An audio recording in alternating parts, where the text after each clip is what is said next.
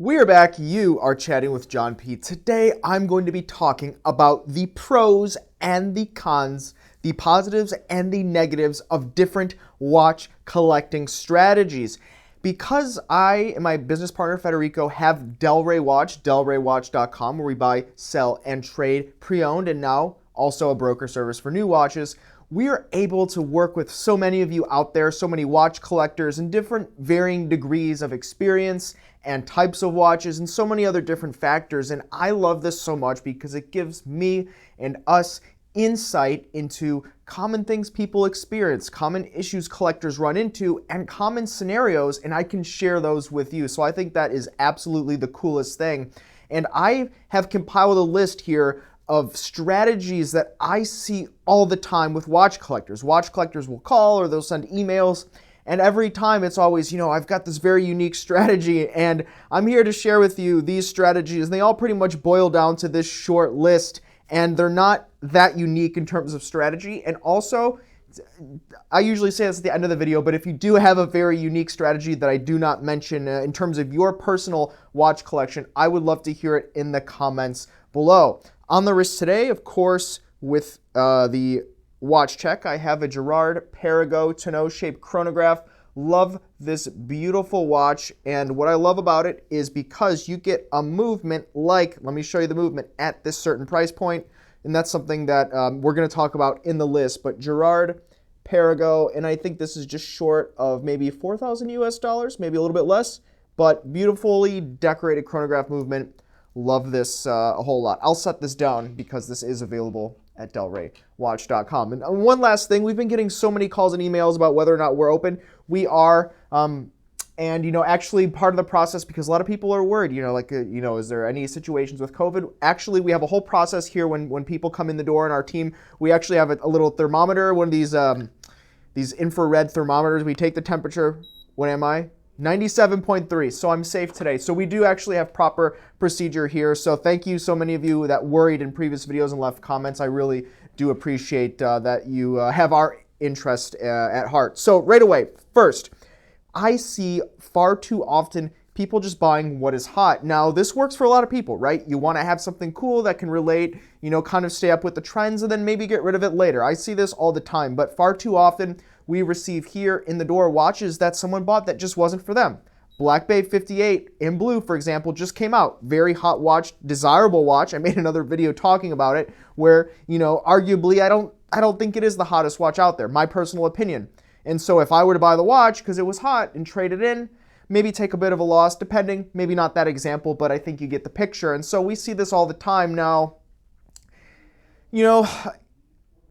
Making money is on sometimes a watch deal is not always the most important thing, and we'll talk about that in another item on the list of the different pros and cons of watch collecting strategies. But I see far too often people just get whatever's hot, and it might not be for them, and maybe they waste some time, maybe they make a little bit of money, maybe they take a bit of a loss. But nonetheless, typically when I see people following this strategy, it usually doesn't work out for them. But everyone's different, so that's for you to decide. Next, I see a lot of collectors, including myself, having a short list. And what I mean by this is generally as watch guys, watch collectors, we like to go out, we like to do research, find cool new watches or perhaps vintage models, because when you are looking for a particular watch model that's not current production, you have to hunt around sometimes. We offer a watch finding service because Federico and I have been doing this personally for over 10 years, hunting down watches for our own collections. So we really, get the gist of it, and many other people out there as well. But nonetheless, when it comes down to this, keeping a short list can help you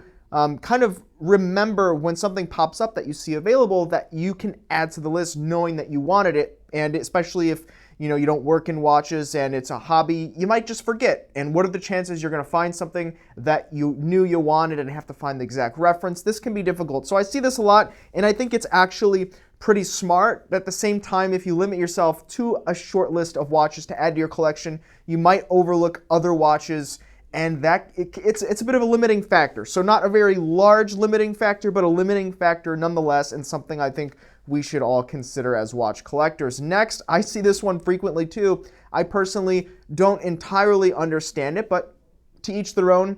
Watch functions and complications. I see very frequently some collectors that will only buy alarm watches, some collectors that will only purchase chronographs, and it's typically kind of the less popular complications like alarms, sometimes some of the different calendars, and like a retrograde, to give you a wild example, or something by like a Gerald Gento, or some specific jump hour, for example. You see that, at least I see that, and it does happen, and it's typically someone that's buying a watch, believe it or not, on Chrono24 or eBay, and they just have an alert set up. You can go to eBay, you can go to Chrono24 or Watch Recon, where you can research watches that are available for sale on forums, and you can set an alarm alert, for example. So we had a customer that wanted every alarm watch. They literally were set out to purchase every single alarm watch on the market, and they were certainly doing a pretty great job at getting there. I think we posted some obscure, pretty cool Vulcain watch, and right away they picked it up and they bought it the same day because they were looking for that. And so I see this, obviously the downside is you're really limiting yourselves to brands and models, and not all brands do have complications of all types. For example, if you want to get a Girard-Perregaux alarm watch for that example, you'd have to dig in their back catalog a little bit, and you'd have to go for one of their Traveler. I think it's called the Traveler 2. So yeah, you're limiting yourself in that factor, but once again, to each their own, and some people really do enjoy that. Next, we have brands. Now, this one can sometimes be a bit controversial. Now, there's a lot of people that will say, I will only collect this particular watch brand. I will only collect JLC. I will only collect this other brand. I only buy Rolex. I only buy Richard Mille. I only buy Patek Philippe. Now, I see this quite a bit, and generally, this doesn't last forever. You know, once you see that watch, you make a connection with a special watch that comes along. As watch geeks and buffs and savants, we all kind of have these little internal things that keep ticking, pun intended, that really attract us to certain watches, right? We all have the watches we're drawn to, whether or not we put it in our collection. And when you only buy one brand, you say, I'm only going to buy Girard-Perregaux, for example, or JLC, and that one watch comes along and it's just special, and you're like, I have to get this. You might have to feel like, do I really? It doesn't fit the collection, but then you get it and it changes everything, and then you go and you end up and let go most of your old collection because you stayed focused on one particular brand. And that kind of becomes problematic when you have thousands and thousands and dozens, if not hundreds of thousands of models and SKUs as more and more watches come out. So something I notice, doesn't happen all the time, but it happens enough to where I think there is a bit of a trend and definitely a subset of watch collectors. Next, I see some people pull this off really well. Once again, a bit limiting, but collections are limiting, based on the definition of having a collection. It's dress, sports, and casual, the three-piece collection. I've made videos, other people have as well, and if you just look at the different types of places you can go with a watch and the types of watches there are, dress, sport, and casual. Casual kind of being that in-between ground, mix it up, mix and match kind of feel to the watch. And so I see a lot of people doing this so well.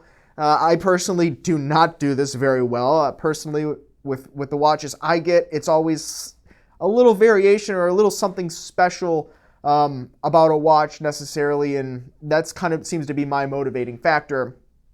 But when it comes to the three-piece collection, so many people do this well. You get a really cool dress watch, perhaps by Patek Philippe, or even some more moderate brands like a Hamilton or something. And then you get into the sports, and you got to have that dive watch. And you get the dive watch, the Submariner or the Submariner Alternative, like a Seamaster, or some of the others, like perhaps a Longines Hydro Conquest. And then you get into the casual, and it's kind of that mix in between. It's kind of like that Datejust, Oyster Perpetual region that so many brands really try to take a chunk out of.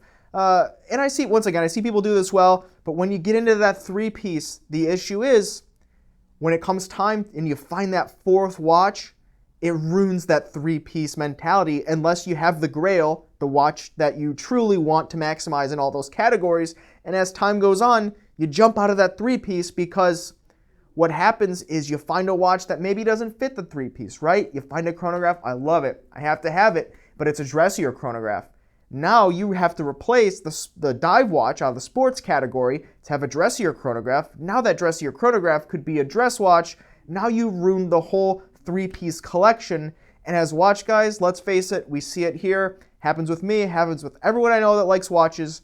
You rotate the collection, you get things, you let something go, and that's kind of, I think, a negative of the three-piece collection, but it does work for some, and it does work for many. And so last, I'd like to touch on the flipping or the bargain buying watch collector. Now, this is something I do see, but it becomes really problematic, I see, more often than it actually helping. Now, it is possible to actually make a little bit of money selling watches on the internet. You can go on the forums, you can be a tough negotiator, you can find a really great deal, you can put it on eBay, for example, do a bit of arbitrage, put it on Chrono24, or perhaps sell to a dealer somewhere that's willing to overpay on the watch, and you can make a little bit of money and you can grow your collection that way. I've seen it, but it does take a lot of time. And so when we talk about that flipping and bargain hunting, if truly you're an enthusiast and you're not really looking to turn it into like a secondary or tertiary form of income, kind of watch trading or flipping, then it oftentimes is extremely limiting on the collection, because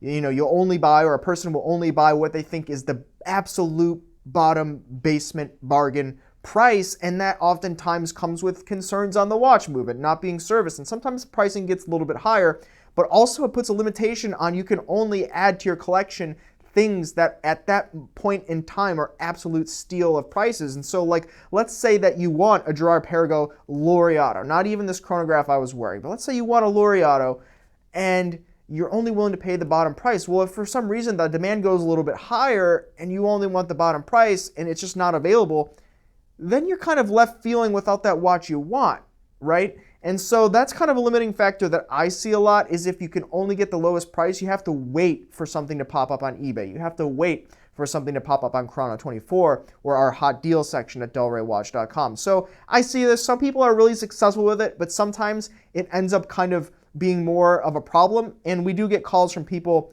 that have kind of this collecting mentality as well. Not saying it's the worst thing in the world, but they're kind of shocked when they bought something that they thought was absolutely so low, and then they're ready to get a bit of a windfall on the back end, and it's like, hey, this is actually kind of the market price for it. It's just everybody else was priced a little bit too high in comparison. But what do you guys think? I would love to hear it. What do you guys do in terms of your collection? Do you have a strategy? Is it kind of just buy what you like, which is a great strategy as well? Or did any of these other kind of strategies that I mentioned really manage to explain how you handle your watches? I would love to hear it, because once again, in the comments below is how we base our business and our YouTubes off of, and also the trajectory of just where we're going. We love to see it, because that's what we do. We tailor the experience to exactly what you want as watch collectors. Let me know, guys, comments below. Please do not forget the thumbs up, like, and subscribe. I really do appreciate it. And you can find me on Instagram, The Real John P. You have been chatting with John P.